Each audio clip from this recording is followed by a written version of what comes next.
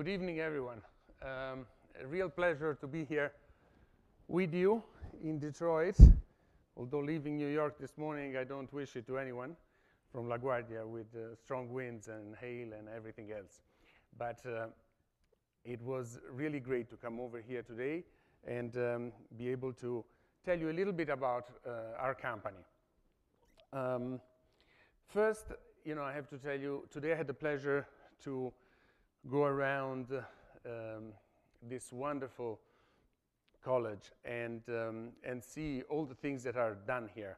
It's really remarkable. It made me think almost how precious something like this is for more than one reason. I saw a lot of crafts today being done in the old ways that crafts have always been interpreted. We just had an exhibition in Florence that celebrated our artisans and the people who make it happen at Ferragamo, because we have a great history of really working on the product and on how it's made, sometimes to a fault, sometimes to a marketing fault.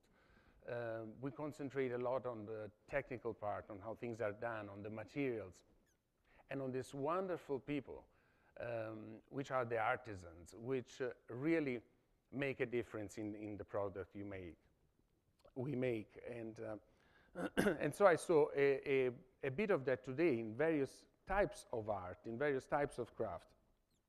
And I found an immediate affinity. Imagine that our company was started with the passion of one person, who was my father. And today I saw a lot of people working in these different places, and I could see the passion on the rise. And that to me is the most essential thing. When you have a passion and you're able to pursue it and follow it. My father was a little bit lucky because he was born with it. He, at the age, at 4, is true, he used to, instead of playing with his friends, the place where he had more fun playing was the little shop of the cobbler of this small village near Naples, 3,000 inhabitants, 50 miles from Naples. You're talking about 1902, because my father was born in 1898. I always say that he and I covered 3 centuries. But in 1898, and he used to, instead of playing with his kids, he always used to go and play in the shop of the cobbler.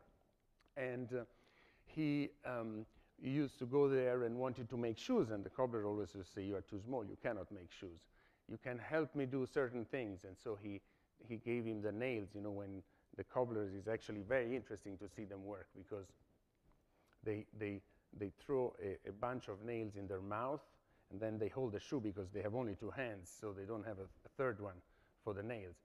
And so then when they are doing the shoe, they very quickly take one nail out of their mouth and put it down, and immediately with the hammer, they put it in, one after the other. So very often in this very fast thing, the nails get bent, and they go on the floor. So my father's first job was, he told them, the only thing you can do for now is you pick up all those nails on the floor and you straighten them up. So this little kid was straightening up all these nails so that the cobbler could reuse them. But we go back to passion, and he was born with this passion for making shoes. And at one point, when he was 8 years old, and you have to picture this a little bit in the context where it happened. Again, you are in a poor village of 3,000 inhabitants next to Naples, the south of Italy, the poorest part of Italy, still now, unfortunately, but then even more. And so my father was part of a very large family. My father was 18th of 14 children. So I will not make the usual joke of no TV, no internet, etc. But anyway, we're different times. And so at table at night, he overheard his mother and father being very disappointed because two of his sisters were going to go to Holy Communion the next day.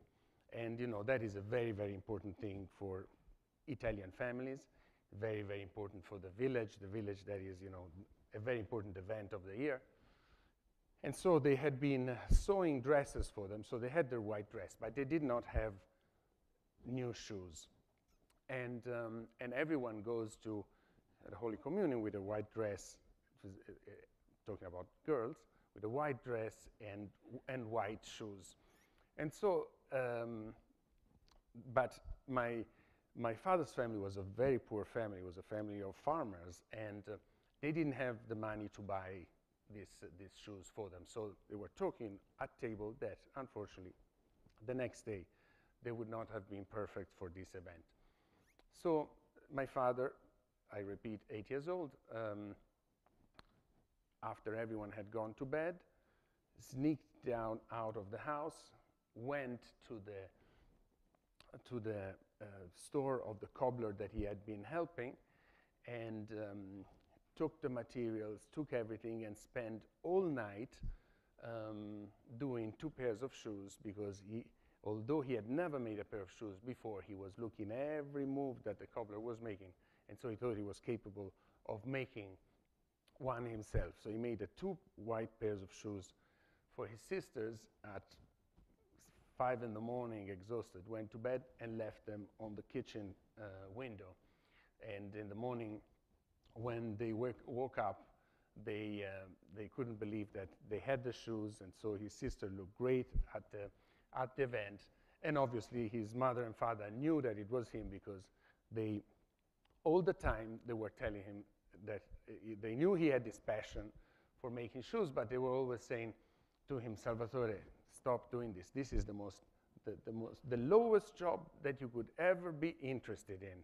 And so absolutely do not go at the cobbler store, at the cobbler shop. And so anyway, that is a cute story, but the one that it really signals the start of my father's passion and the start of the Ferragamo company. He then, again, south of Italy, there was no opportunity whatsoever, especially in those times. And my father then moved on to open his first store at 13 years old in Naples, in Italy. It was a shoe repair shop, nothing else.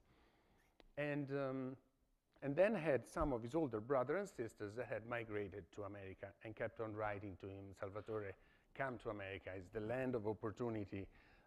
You can find here, you are wasted there. Come over here, you can study, you can do things. This is incredible, join us. And so in 1915, he had just turned 16 years old. In 1915, by ship, he came to the United States. And by boat, he was in the lowest class available on the boat and on the ship. And his brothers and sisters used to send him some dollars, so he had with him like $300-400, which is what was necessary to enter in America. If you didn't have a minimal amount, that minimal amount you couldn't enter. So the ship starts and then the trip starts, and it was such a, like he says, the condition of where he was in the third class of the boat were really like unsustainable, even for him, that he was a very simple boy, but unsustainable. So he used all of his money to pass to the next class so that he could be in a more decent environment. I guess luxury was in his genes already from the beginning. And And so basically, he had only one problem, that he had $10 left in his pocket, and he didn't have enough money to enter into the US. So very patiently and diligently, and here is where you can get another glimpse to Italian creativity, he took a newspaper and cut all shapes, the same shape of a dollar, a lot of pieces, and then he rolled them up, and then he put the $10 around it, big rubber band, and put him in his pocket. So when he finally arrived to the US and he came off the boat, they said, "Do you have the money?" He said, "Yes, yes, yes." Took out this big roll. The guy said, "Okay, okay, you can go, no problem."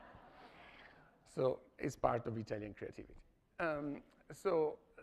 Anyway, he joined his brothers and sisters at a very young age, and at his very young age of 16, and they were not forcing him, I'm sorry for my translation tonight, it's not that good, but they were convincing him to go study, and so he could have gotten a degree and so forth. But guess what?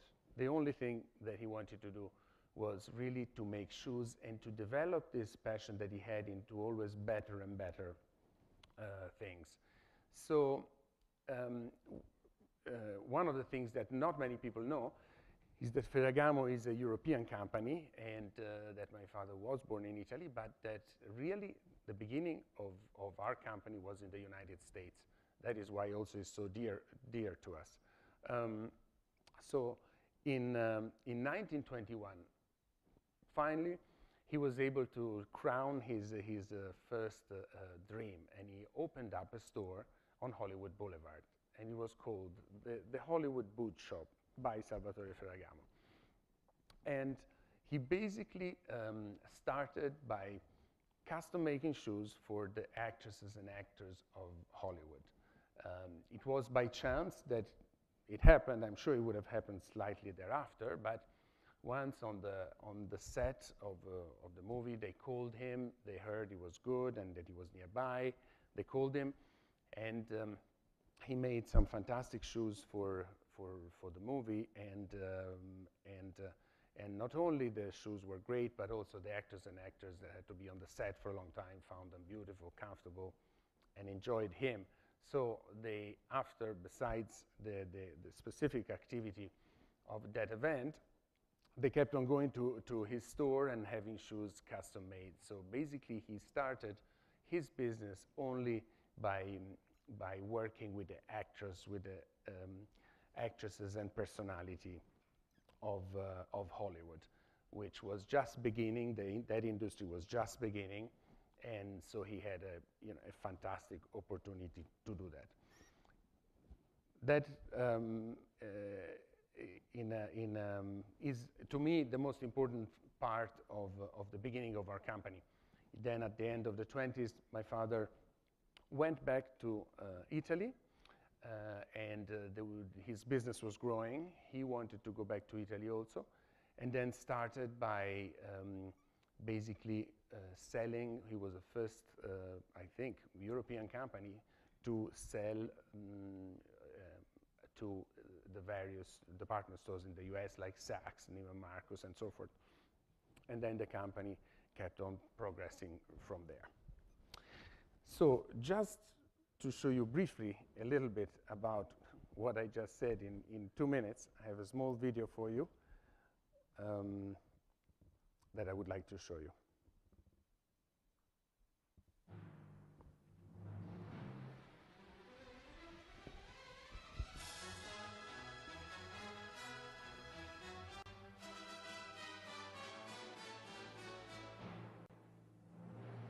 During his life, Salvatore Ferragamo had always called himself a shoemaker.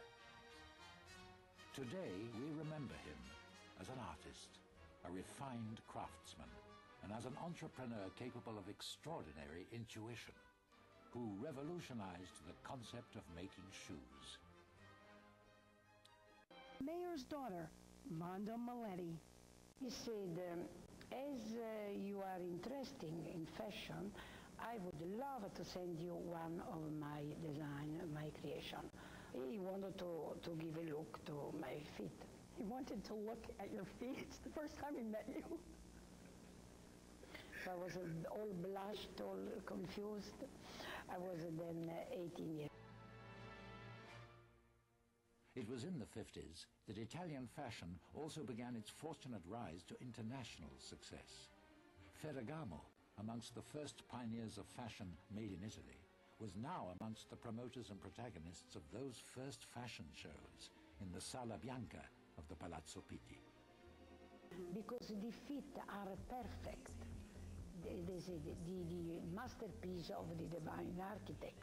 Wanda Ferragamo is president of the company her late husband founded more than 75 years ago. One of the largest privately owned luxury brands, it's run entirely by the Ferragamo family.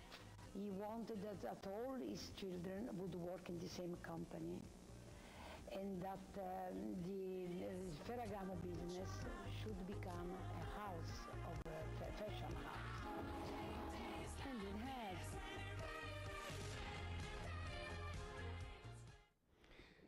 This wonderful lady that you just saw talk here happens to be my mother. And she is one of the most unbelievable individuals I ever met. Unfortunately, I didn't meet my father because he passed away when I was very young. I was 3 years old. I'm sixth of six brothers and sisters, of which names Rick said pronounced so perfectly. And being so, my father passed away in 1960, and basically the company was in a very, very difficult moment. Imagine he was the heart and soul of the company, and not only he was the founder, he was the creator. So when in a company you lose the creative mind, very few survive, especially when it's at an infant stage. When it's an established brand that goes beyond the creator, then it's okay. But in those days, it was not the case. So in 1960, my mother found herself at 38 years old with 6 children ranging from 18 to 3, and with a company that she had the choice of either selling or continuing. And they never have to convince me about the power of women. When they have their mind set to something, and really in a fantastic way, my mother was able to keep the family and the business and be the guiding force. Still today, she's not here, so I'm going to say it, but please do not repeat it to her. She's 89 years old. She's going to be 89 in a few days, actually. And every day to the office with a passion that you can't believe. I mean, and with an energy that you can't believe. She's the honorary chairman today, and obviously doesn't get involved with the day-to-day, but has been an unbelievable force for the success of the company.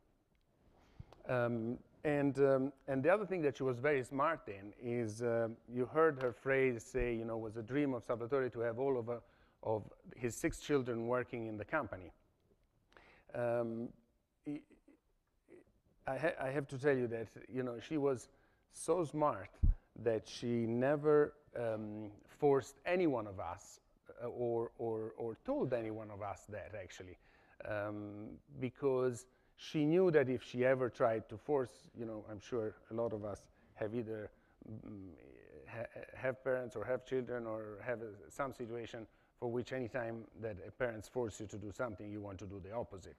So she knew that very well, and basically it really happened naturally that all of us, my 3 sisters more on the creative side and the 3 brothers more on the business side, we slowly joined in. It was almost like a desire to help, and to help her, and to help the business that had been started with 2 parents so inspiring, like the one I've been lucky to have.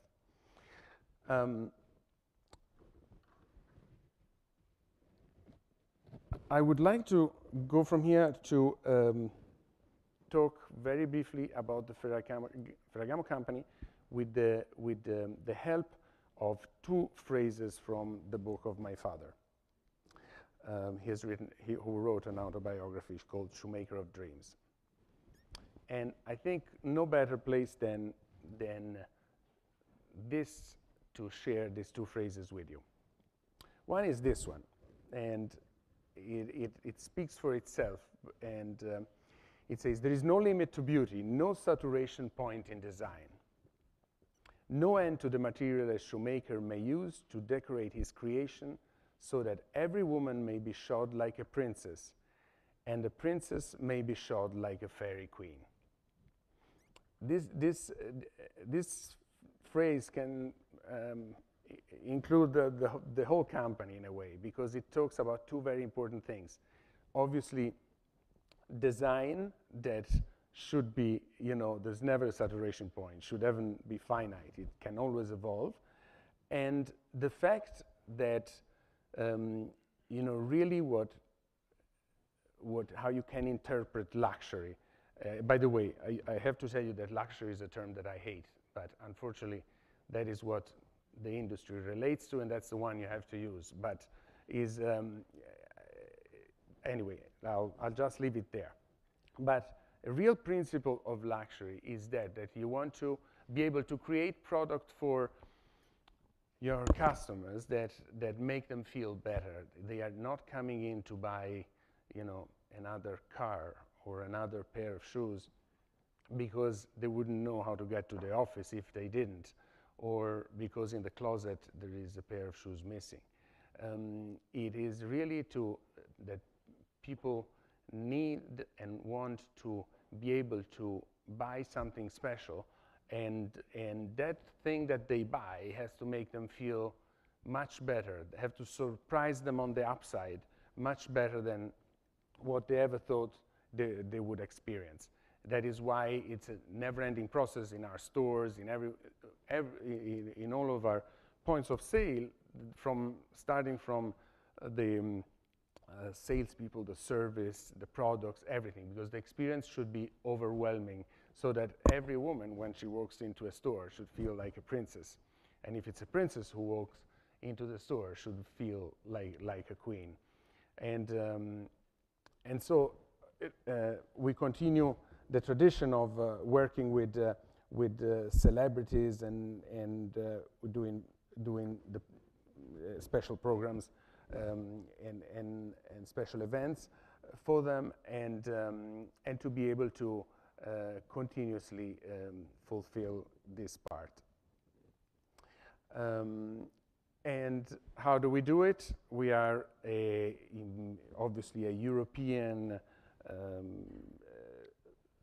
house, and even if I said it started in America, and continue work on all of the elements that compose 360 what a luxury company should be all about. We are 100% produced in Italy. We have been not tempted by doing other things, because we think that still this kind of accessory and things, the best in the world is done in Italy, and we continue to stick by it. 100% of everything we do. And then I just want to give you a highlight of a few shoes that have been very famous, that are in our museum, and that have highlighted the career of my father. This one was called the Invisible Shoe. It's done with a fishing line, basically, and it was an incredibly elegant shoe. And my father did this shoe in 1947, for which he got the Neiman Marcus Award, and was the first shoe designer, basically, to have it. There's a beautiful picture of he and my mother and Christian Dior for fashion and like that are landing in Dallas to get this Neiman Marcus Award, which used to be a very, very famous award. My favorite one, though, is this shoe. This shoe was created for Marilyn Monroe. Marilyn Monroe had basically all shoes from my father, They had to be all between 4 and 5 inches high. As you know, she wasn't very tall, and all of them mostly spike heels. And why I love this shoe is because it was from the movie Men Prefer Blondes, and not for that reason, but it was a shoe that in 1959 we have the original invoice together with another 5 pair of shoes to Miss Monroe, and the cost was $57, while regular price at that point, because there was some other leather shoes in that same invoice, were about $37. This being an evening, a very elegant shoe, was much more expensive, so it was $57. The nice part of this is that when recently, about 5-6 years ago, at an auction at Christie's, where most of the belongings to Marilyn Monroe were auctioned off, my mother and I were in front line there to repurchase. There were 15 pairs of our shoes, and we repurchased 8 for our museum. The pair of shoes that in 1959 cost $57 were repurchased for $54,000. So everything close to 50, but kind of played in a different way. Now they're proudly in the center or in a very good spot in our museum in Florence. You can go check anytime. This was another custom made for Audrey Hepburn.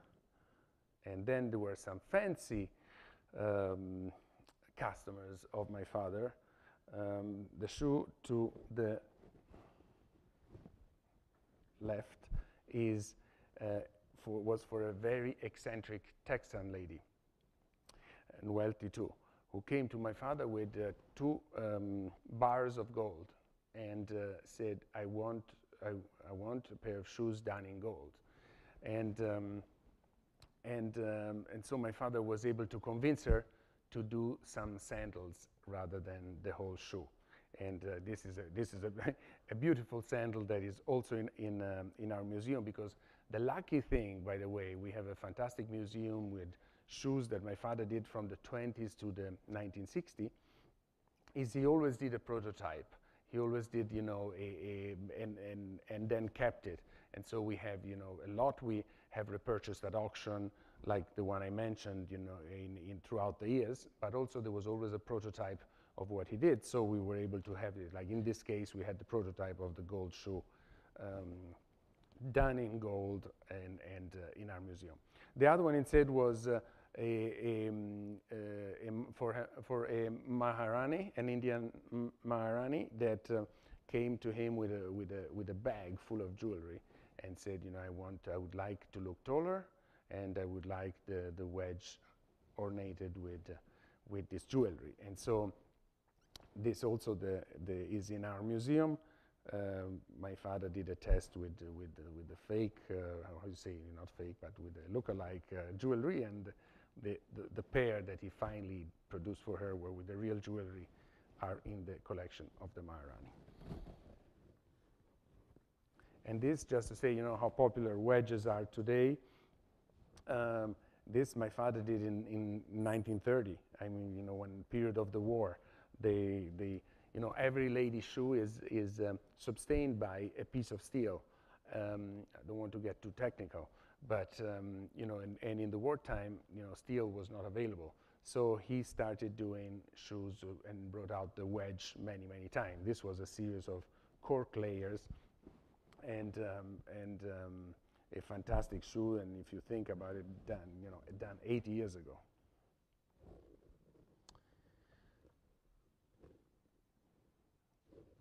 And just to top it, I told you a little bit about some of the celebrities of the past. Just a very quick clip from more recent times.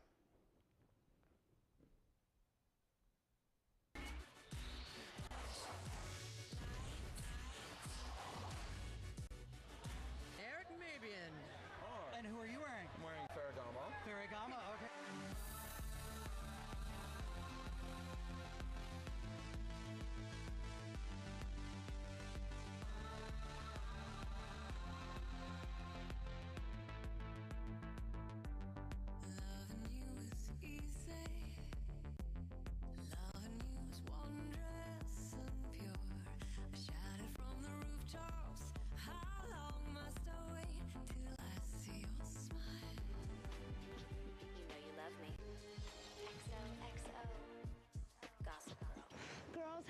excited are we?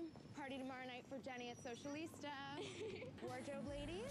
My Ferragamo clutch and whatever dress I buy today to go with it. Ooh.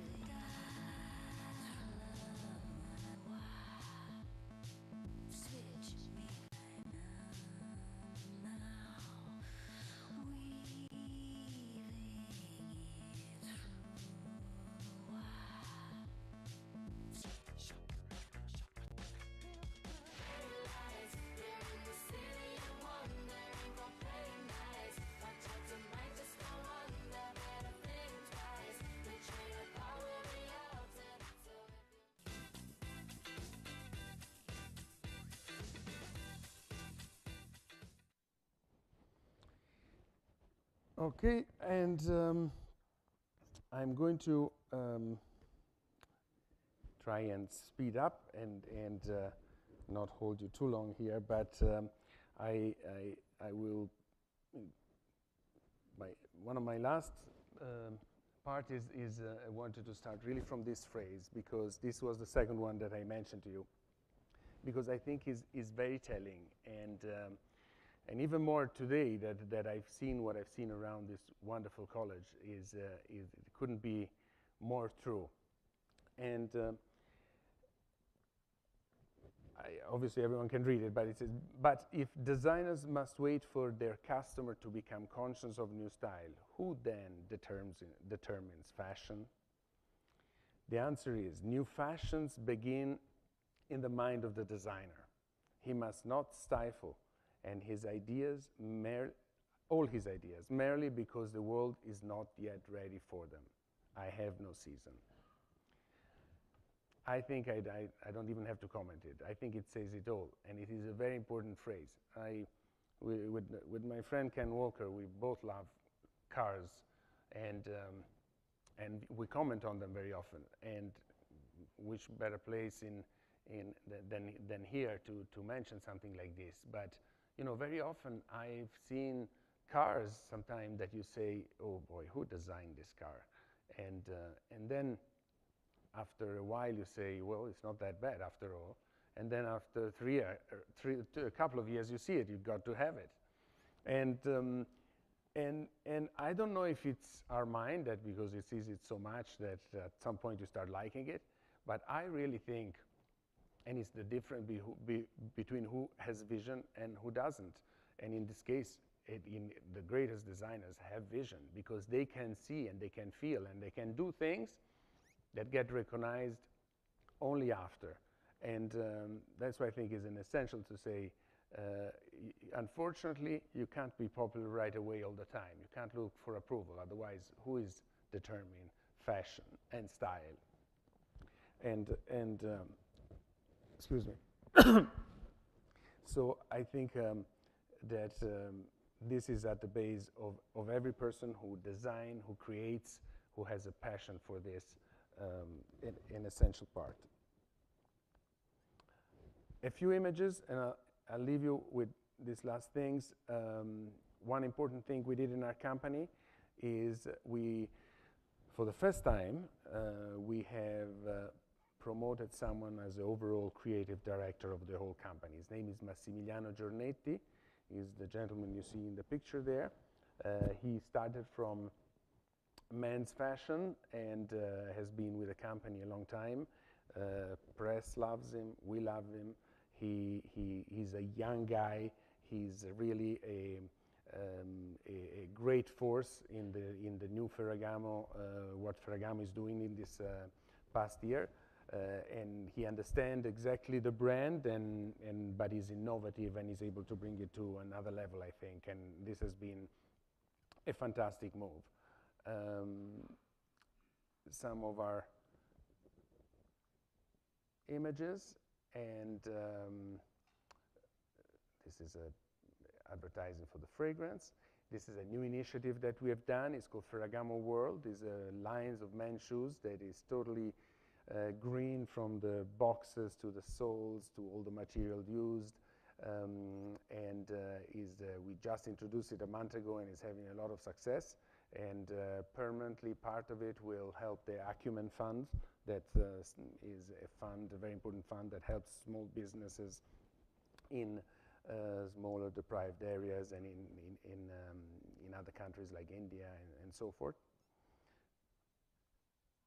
And then another big effort in, on the other end, on the high end, with custom making for shoes, for clothing, and so forth.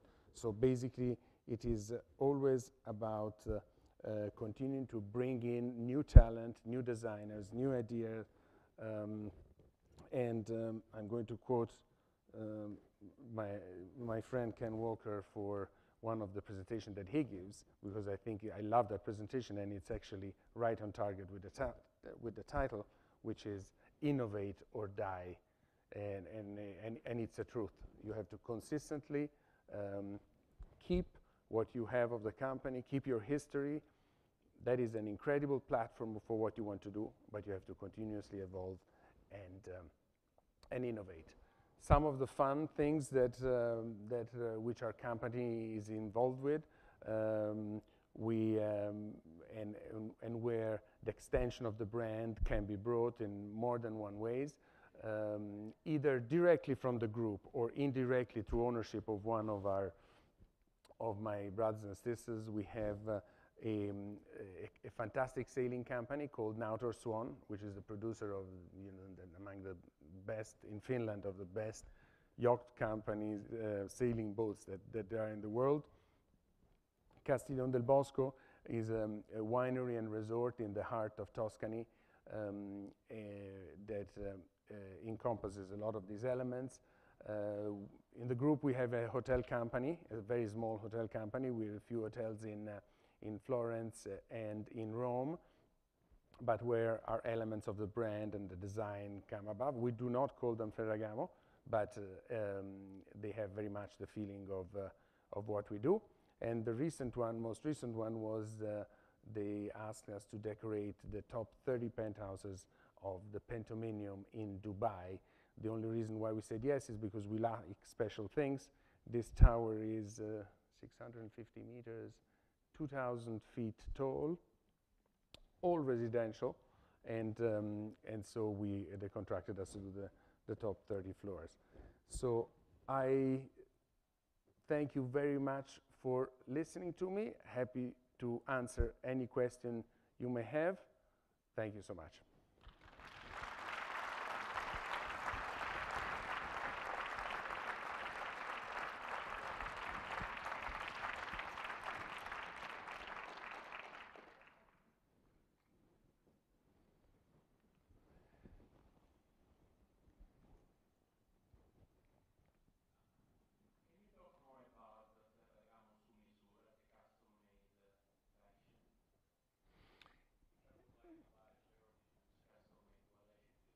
I give you the telephone number of our store and have an appointment with you tomorrow. Yes, no. Today is a little bit different than it was obviously many years ago, when every customer who came and wanted a custom pair of shoes made, they would actually make the cast of their foot, and then there was a whole process, and so it was obviously custom made in a different way. Today we specialize in sizes, and we already have a lot of sizes that are, the length times the width, and so you have a lot of sizes already to begin with that you didn't have before. And then actually, though, you can go and when we say custom make, is choose all the materials that you want. You can basically assemble the shoe because it's different colors, different skins, different soles, and obviously to your size, and then it's a process that goes all back to Italy, all done in Italy, and generally takes between around a month to get.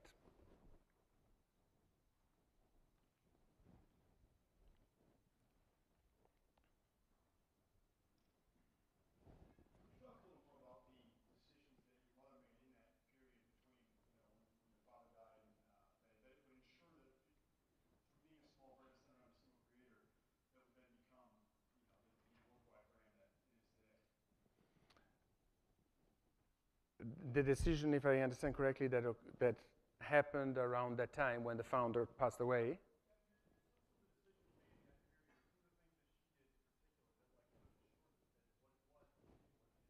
Yes.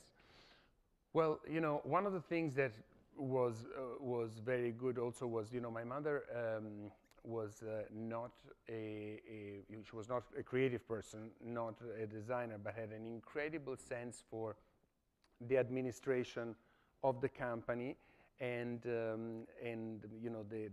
but also one of those very rare combinations of having also an incredible eye. There's a lot of people that can tell product and can tell if things are good, even if they're not able to create them. So she had that great combination in her. And at the same time, one of my sisters, Fiamma, had worked very closely with my father in the last 2 years. He had a long illness, so unfortunately, you knew what was going to happen, but she was lucky enough to work with him, and so she started taking over all the product side and the shoe and the small, creating a team of designers and doing that. So basically, the most important thing was that these two wonderful ladies were a great synergy to each other, although with two very different tasks. And then, we had, thank God, great relationships, both with our partners, that we were selling to America at Saks and Neiman Marcus in a very strong way, and so everyone was willing to help and help out. But I think that the essential thing was a couple of great artisans, of great people which were in the company, my mother and my sister, and so they were the ones that were really driving through that phase.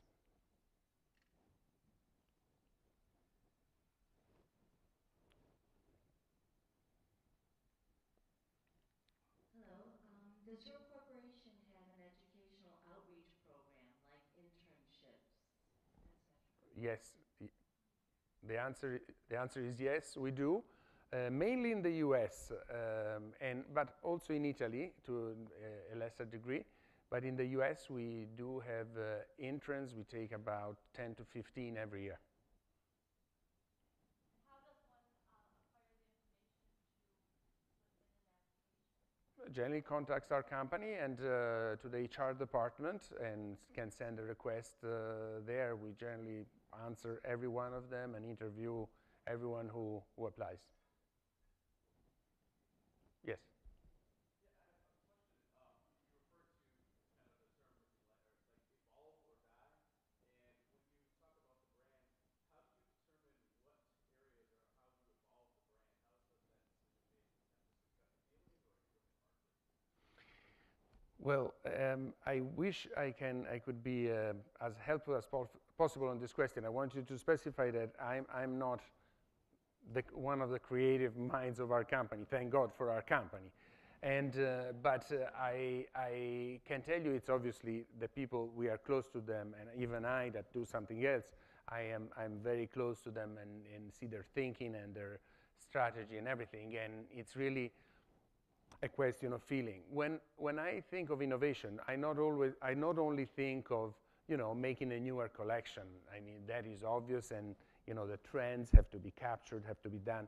But really, I'm going even beyond. Like, a company cannot stay the same because the events will just roll over her. So innovation sometimes means starting some new ventures, some new products, some new ideas, something that you didn't think before. Before, if you did them 20 years ago, probably you would be judged crazy. But today, instead, they're very necessary.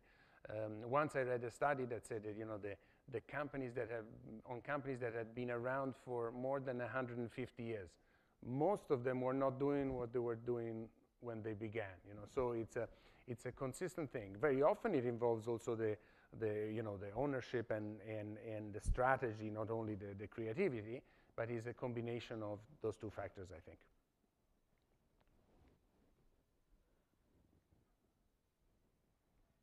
How come you only make your products in Italy, and what chose you to make that decision, which is a good one? The first part I heard, I didn't hear the second part.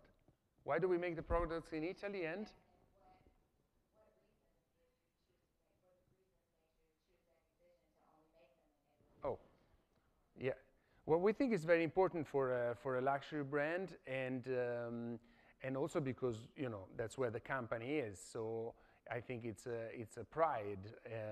So two factors. One, it's a pride. We are happy to make them in Italy. The second one is a request from the market, and for products like the ones we do, is really. There's no other country that can do them. It would seem strange to you, but it's really easier sometimes to make a car than it's to make a pair of shoes. I'm not kidding. I would love you to come and visit our factory. I can prove it to you. You know, of all the things that have been able to duplicate in the Orient or in Eastern Europe or places where labor is cheaper, to a clothing, garment, everything, you get the thing, you can send the model of the size that you cut the fabric, and it's not a problem.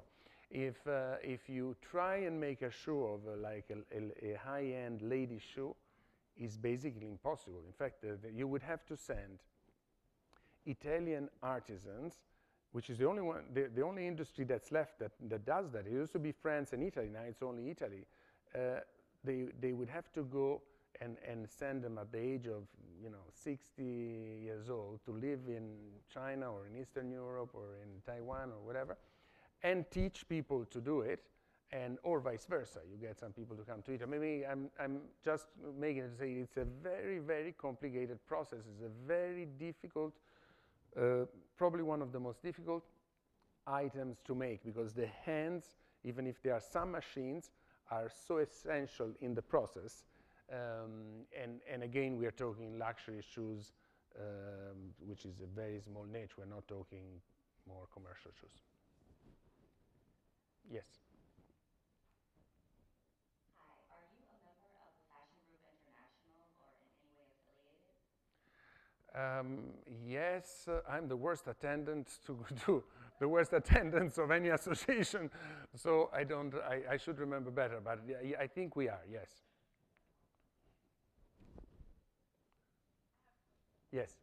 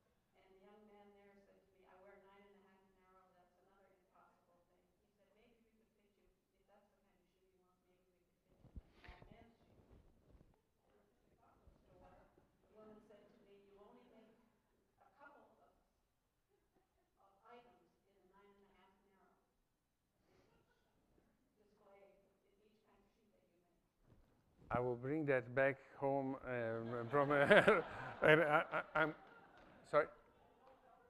Yes, but you see that no, what the comments you make are very valid. In fact, I think that a company, has to walk a fine line sometime, but you should always have a core that you don't change, that you know that you can always find there.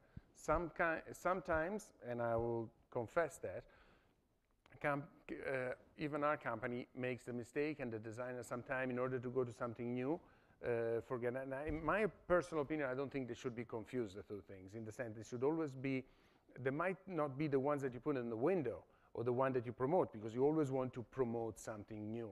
But that doesn't mean to say that you don't have your, core items like the walking shoes that, everyone needs in the store. So I will really, I will bring back your comments because they're very valid. Thank you. Yes? Many of the fashion houses today seem to be owned by larger corporations. Is yours still a family-owned business that you can make the decisions for all of your different enterprises, and you're not affiliated with a larger corporation? And how many employees do you then have? I think employees probably around 3,500 worldwide, and I don't think you will see ever, or at least for what I can see, Ferragamo being part of another major corporation. We are happy to grow the business the way we are. I think Ferragamo could be much bigger. We have a lot of things that we could be doing better, and that I think is the case all the time. But we have no intentions of